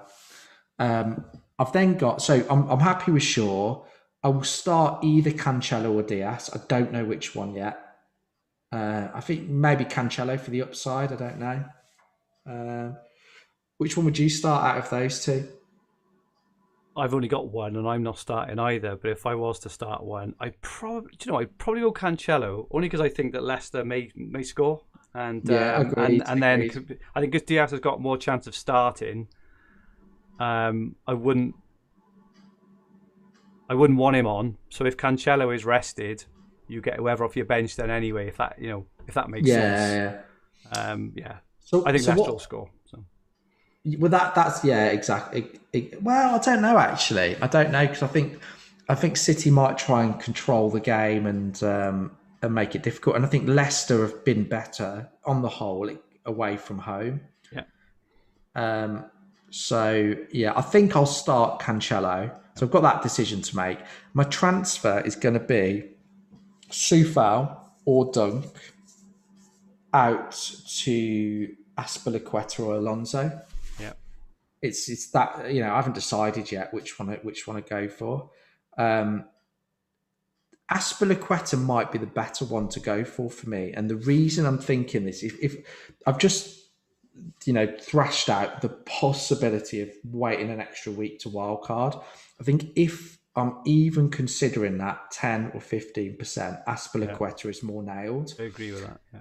And I quite like him anyway as a player. I think he's one of those players that even though he doesn't look as good as Alonso from an attacking perspective, he does do quite well points wise. He still has an element of attacking threat, and I just like him as a player. He's great on bonus as well. So I'll be going for one of those. I don't know which one yet, so I'll leave it to probably Friday to make the decision whether I go Aspilicueta or Alonso. Fairly happy. Other than that, I think Watkins. I was considering taking Watkins out or benching him, but with Grealish back, no chance.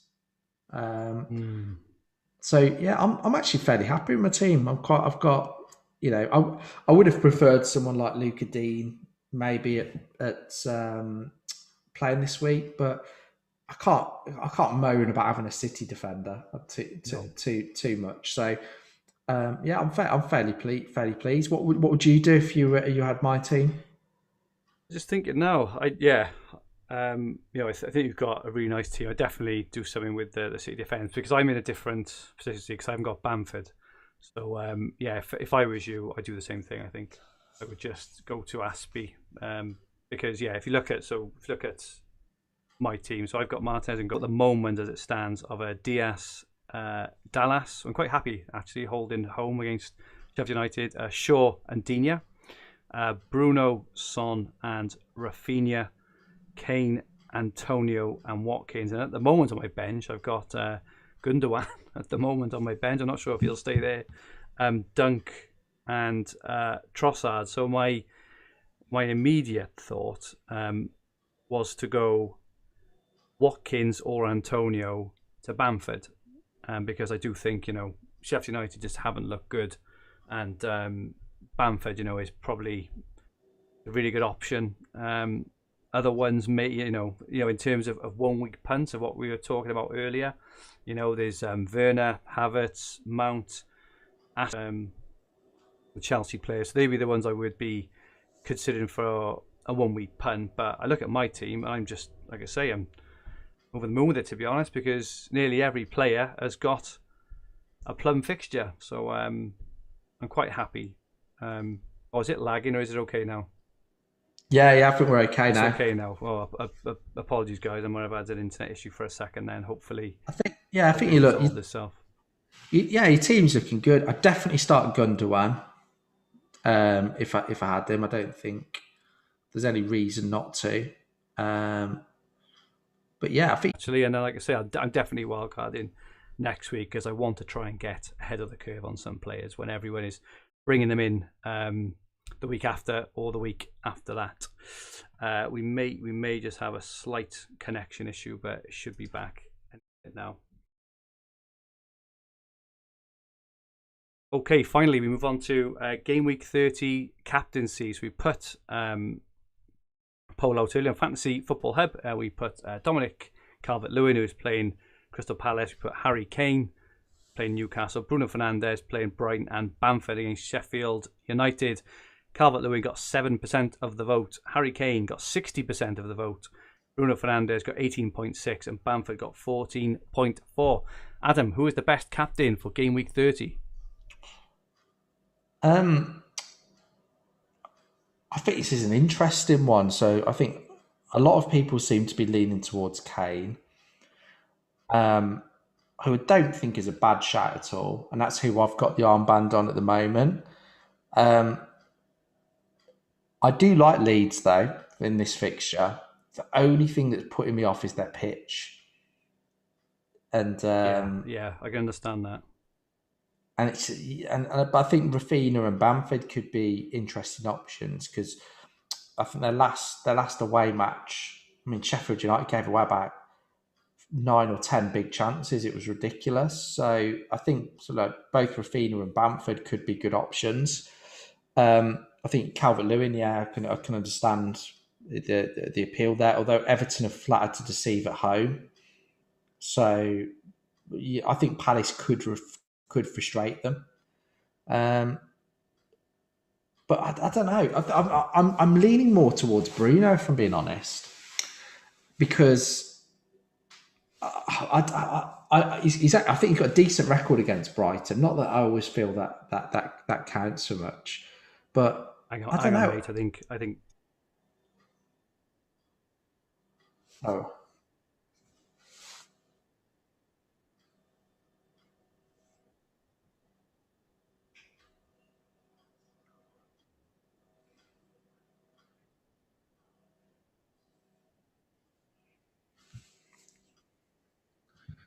yeah.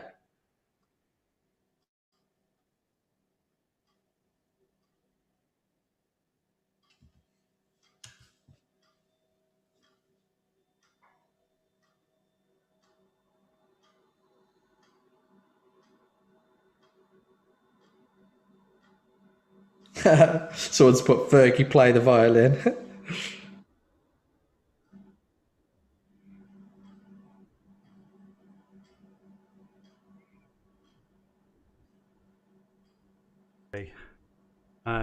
Apologies, everyone. I think the stream may have just died. Then hopefully it's back now. So we will carry on where we left off. So Adam just gave the most insightful, brilliant bit of captaincy review ever, and you have to do it again, Adam. Apologies. I can't even remember what I said. I think right. Let's go through the captaincy again. I think if you're looking at fixture, I think Leeds have got the best fixture. Sheffield United at home doesn't get much better than that. I think the only thing that, and I think they conceded 8 big chances away at Leicester. I think Bamford's pretty good at getting big chances. Rafinha's good at creating them. They've both had a break over the international period. Yep. The only thing that puts me off is the terrible pitch. Yeah. So I think that's, that they are good options. I think Kane will be, he's been very consistent. I think, he's a fine option. I think a lot will go that way. But I don't think there's much in it between Kane and Bruno, personally. And I could be tempted by Bruno. That's that. Really? I just don't think there's much in it. And I don't think, Brighton have been okay, but I think it's quite close between those two. I mean, they're probably the 2 players I trust the most, and I think both will do okay this weekend. At the moment, I'm on Kane though, so which I will probably stick with. But I think Bruno, he's just so consistent, isn't he? I think Brighton defensively have been better at home than they have away. And, United seem to do okay against Brighton. In the last 3 or 4 matches, they've done quite well against them. I think it from... Yeah, I'm close between Bruno and Kane at the moment. And I don't know which way it'll go. Okay. What do you reckon? I've got FOMO, so I'm going Kane. No, I'm not. No. That was easy. I think I'm going Kane. Just the reason I'm going Kane is I think that Kane is the best option, really. I haven't really got much more to say. I do think, Bruno is the option. I just think it's one of those for me where Kane against Newcastle, awful. Kane on form. I'm struggling to look past them. A couple of other shouts that we had were for Rafinha. I think good shout. There's potential, really good upside on Rafinha against Sheffield United. Azpilicueta is probably a decent one, maybe as well. I would say, if you are bringing in Azpilicueta, I'd say a clean sheet against West Brom is pretty much banged. He's pretty good on bonus as well, and he's always got a potential attacking return in him as well. I think the chat's a couple of minutes behind. It's all saying we're muted. That's now. hilarious. I did that. Was Fergie miming? I like that one. To be fair, just because I mentioned the pitch, FPL He's brilliant in terms of Leeds. He knows his Leeds stuff, don't he? Yeah. He's saying the pitch is good now, so we'll have to we'll have to wait. We'll have to wait and see on that one. I think if it is, I think Bamford, particularly with the England snub, could be a great shout I this week. I agree. I agree. And And you know what? If I was chasing a mini league, these are one of the things where I may go for Bamford. I actually think Kane is the best option, which is why I'm going for Kane. If I was chasing, nothing wrong with Bamford. well, let me ask you a different question. Go on. And this is if one of the games was to let's say they were was going to finish 4-0, would you think it'd be more likely Leeds beat Sheffield United 4-0 or Newcastle lose 4-0?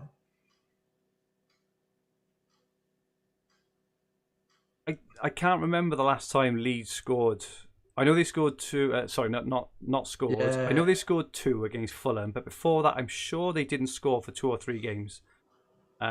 So I think I may be wrong. This is all from memory, but I think Leeds have only scored 2 goals in the last 3 games. And once Spurs get on a roll, Son should be back. Bale may be in the team. I actually think it would be Spurs personally. See, I think I'd go for.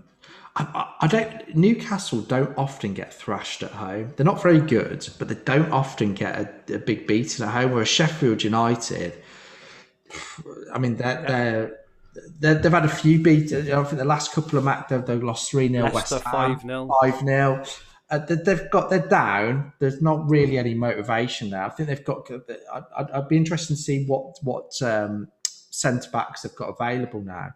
But yeah, You know what? You might be talking me into that now, Adam. I'm bringing him in as my transfer, I think. What I can see with that Newcastle game, Newcastle desperately need points, and a lot depends on Son and whether he's fit. And I haven't looked at all of the team news yet. He might have been in training for. Do you know anything on Son at all? Saw in Ben Dinnery's Hub article earlier, just said he is expected to be back for the Newcastle game. That's all I've seen. Okay, so it's I do like Leeds for this game, and I think the only thing that's putting me off is that there's been a couple of times where I've banked on Leeds this season. It hasn't quite worked out. Or a couple of times I've done it. Backed in, and it's making me think, well, that hasn't worked out. Am I better off just going for Kane? But I think this fixture, the two things are, Rafinha looks brilliant at the moment. He's one of the best players in the league on form for me. I don't think his points reflect it. I think no. But he's just so involved. Yeah, he is. And I think Bamford had a knock, didn't he? And he soldiered through that Fulham game. But you could see he was quite hungry and motivated. I don't know. I think Leeds. I can see a comfortable win for Leeds. So that could be. I think the Spurs one. It depends on Son if he's playing, and Mourinho could be happy with a 1-0 or I'm not sure. I think there's a bigger scoreline for a potential scoreline for Leeds than there is for Newcastle. You may have talked me around there, Adam. That's definitely going to be one which is going to be playing on my mind now for the rest of the week. And thanks for pointing out Stefan L. Why do you have a Vardy pick when he's not even in the top 4 captains? That's a really, really good point of a mishap there. Apologies for that. And Stefan then also says, I'm putting triple captain on Rudiger this week. Wish me luck. Sanjay looks like he fancies Leeds. He's all over Leeds. Mitesh Patel says Luke Shaw. Sanjay also asks about Brighton. Quite split on the chat, actually. I'd have thought it would have been a lot more, Kane, but it's very split on the chat. I think if you want a fun punt for a week, Alonso's a good one. I think he is, but it's just if he gets benched, there is still that possibility. Everyone, I think logic to me is that he will play, because I think particularly West Brom set pieces have an extra 6-footer thrown in there to defend them, and he's not been on international duty, but you just. I think maybe for the captaincy, it's a little bit of a risk. He could get a 1-pointer, so Yeah, I think he's worth considering. But I think I'd probably go Bamford or Rafinha over the Chelsea defenders. Okay, so the four and over then. So we Go got on. Calvert-Lewin, Kane, Bruno, and Bamford. Who is your order for those four? Okay. I am going to go Bamford number one. Mm. Um, and then everyone will go, well, and I may not captain him, but for the purposes of this, I'm going to go Bamford number one, Bruno number two, and then Kane, and then Calvert-Lewin last. Okay. What do you reckon? I just think I'll go Bamford, Kane, Bruno, and Calvert-Lewin. But I'm not sure on Bamford captain. I've definitely won, but you've definitely, you and the guys in the chat have definitely shown me the merits. FPL Heaney's made a good point. Yorkshire Derby with Sheffield United, they will be up for it. There's that to consider as well.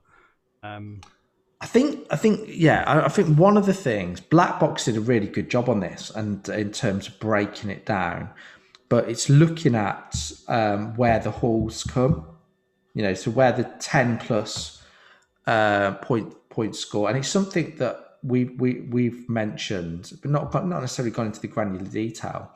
But I think hauls typically come against the crappiest teams I think they were breaking it down. I think Sheffield United is particularly away. Them playing Sheffield United at home rather is a better fixture for me than Newcastle at home. Sorry, Newcastle away even. And I just think I don't like Newcastle at all, but I just think they don't get many beatings at home. But both Sanjay and Zugi in the chat have both said Newcastle will park the bus. Yeah, it's hard. Yeah, it's hard to argue. I think Brighton will have a go at United. Yeah. And I think they could play into United's hands, and that's where Fernandez could do well. I think that could be a really good game. Actually, I think both teams could go for it, and because I just don't see Brighton going there and just accepting a point. So I think they could, and United have done well against Brighton of late. I think the game at the start of the season actually was quite interesting because both teams, I think Brighton actually could have scored a lot more, but there was a lot of space in that game for, particularly in the wide areas. So yeah, it'll be interesting. I'm going to. I will spend the deadline Saturday, isn't it? Yeah, so I will reflect on Friday before making a decision. James Richardson says, how about an anti-FOMO Alonso captain versus West Brom? You know what? If you think he's going to play, I think he's the hell of a captain shout. You just don't know. You do really want to risk a 1 pointer when there's more obvious options. That was my kind of reasoning in my Hub article this week about not bringing Alonso in. It just seemed a bit of a waste of a transfer when you can bring in, for example, Azpilicueta, who he's going to play and is very likely to keep a clean sheet. Or in my case it was Bamford, or maybe a bit more of a fun midfield punt, maybe a Chelsea mid, or maybe Werner, or someone like that. But I think a few people have mentioned Reece James in the chat. I think somebody even put about Hudson-Odoi being injured, so yeah, he could be a really good shout. But then they may save him for the Champions League time, mightn't they? So it's if Hudson-Odoi is injured. So I just think there are going to be a few unknowns. And what I also find after the international break as well is there's always a couple of benchings that you wouldn't have predicted before. That's a fair point. Or a few players missing. So I think a lot of people have got strong enough benches to cope with that. And who knows? I might actually get some bench. I would love nothing more to get a haul from an auto sub this week. I've not. I just keep going on about it, but I've not had. I think I've got 13 auto sub points all season. You can't. So I would love nothing more than to get a haul as an auto sub this week. That'd be my top wish for the week. Final word in the chat on captaincy, Mr. Brown. What about Dallas? Guaranteed clean sheet, and if he returns, we'll get a 12 to 15 pointer. I've got Dallas, and that's not a bad shout either there. The Hub prediction tool predicts Harry Kane up the top, Bruno Fernandes second, Mo Salah third, Mason Mount fourth, and Really? Aspilicueta fifth. So that is the top 5 as predicted by the Hub Points Predictor. I'm surprised by Mason Mount in there. I am as well. Like so high. I'm not surprised. I don't think he's a bad pick, but he's predicted to have 5.4 points. If you want to use the predictor yourself, go to fantasyfootballhub.co.uk and click on the predictions tab. Finally, it is competition time. I feel like I've been saying finally for the past 4 sections. I think we're going to break records again, Adam, for the longest one, but it doesn't matter. Competition time for our YouTube viewers. So every week, all our YouTube watchers have a chance to win a Fantasy Football Hub mug. One of these. They are fantastic quality. We are selling these too, along with other Hub merchandise in association with that FPL merch. The link in the description below. We're currently running 20% off Hub discount using coupon code FFHub20. So last week we ran a competition and we actually said, guess the average FPL score. And as it worked out, the top 10 here average was actually quite high, but the overall average was only 25. Now, I went through the chat earlier. I went through all the chat, both on the live chat that we had on the last one and in the comments after. I couldn't see one person guess 25. There was a few for 24, a few for 26, all around it, but I couldn't see anyone. So if anyone can prove to me they put 25 in the chat, please feel free to send me a screenshot. But in the meantime, David McCann chose 26, which is just out. He was kind of the next one out. So David McCann, you have won yourself a Fantasy Football Hub mug. If you drop me a DM, we'll get that sent out for you. So the competition this week and a chance to win one of these mugs. Please like the stream, subscribe if you haven't already, and then comment on who you think will be the top FPL point scorer in game week 30. It's limited to 1 entry each. If there is a tie, we will do a random draw for the winner. Adam, who is your pick this week? Oh, I know who I'm going for this week. Who I've not mentioned the whole pod. I'll give you a clue. He's the best player in the league. He's returning from a little bit of a break. And I think given how England have done without him, he might have a little bit of a point to prove, particularly with how well Mount and other players have done. So I will be going for Super Jack Grealish. And I can't believe I mentioned him all pod. I know, I think it's just the fixtures after aren't great. So I thought maybe it's the last time I'll ever get to mention him this season. So that's who I'm going to go for. I'm going to go for Feast or Famine, Marcus Alonso. He's either going to get a 15-pointer or a big fat 0, but I am going to go for him. Yeah, no, very good shout. Please feel free to put in the chat all those who you think are going to be the top point scorers for the week. Top of the @FFH_Green Arrow Mini League in 10th place, James Jurevekic. 9th place, Marco Lukic. 8th place, Michael Helen. 7th, Matt Graham. 6th, Vigard Knutson. 5th, Victor Sandberg. 4th, Douglas Wong. 3rd, Daniel Haynes. 2nd, El Kamali. And still top, Luka Bubnic, who had a bit of a nightmare week actually. Only scored 38 points in 72nd overall in FPL. Very well done to everyone on that list, and well done to Luka. Make sure you join our FPL podcast mini league. There will be a prize for first place, including a guest appearance on our first pre-season podcast of next season. The mini league code is LV24ZG. Just put that now in the chat if anyone wants to copy it, or our YouTube watchers can join using the auto join link in the description below.